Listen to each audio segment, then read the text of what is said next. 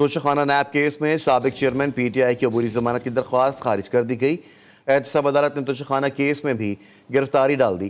عدالت نے فیصلے میں کہا کہ بادی النظر میں توشخانہ تحائف وصولی میں بے قاعدگیاں ہوئی ہیں۔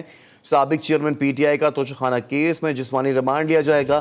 ریمانڈ کے باوجود سابق وزیر اعظم جیل میں ہی رہیں گے، یہیں تفتیش ہوگی۔ احتساب عدالت کے جج محمد بشیر نے محفوظ فیصلہ سنا دیا۔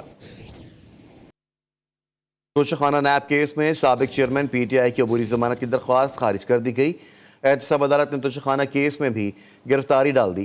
عدالت نے فیصلے میں کہا کہ بادی النظر میں توشخانہ تحائف وصولی میں بے قاعدگیاں ہوئی ہیں۔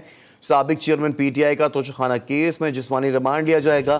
ریمانڈ کے باوجود سابق وزیر اعظم جیل میں ہی رہیں گے، یہیں تفتیش ہوگی۔ احتساب عدالت کے جج محمد بشیر نے محفوظ فیصلہ سنا دیا۔ توشخانہ نیب کیس میں سابق چیئرمین پی ٹی آئی کی عبوری ضمانت کی درخواست خارج کر دی گئی۔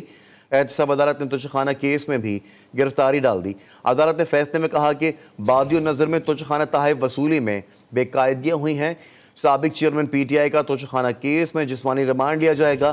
ریمانڈ کے باوجود سابق وزیر اعظم جیل میں ہی رہیں گے، یہیں تفتیش ہوگی۔ احتساب عدالت کے جج محمد بشیر نے محفوظ فیصلہ سنا دیا۔ توشخانہ نیب کیس میں سابق چیئرمین پی ٹی آئی کی عبوری ضمانت کی درخواست خارج کر دی گئی۔ احتساب عدالت نے توشخانہ کیس میں بھی گرفتاری ڈال دی۔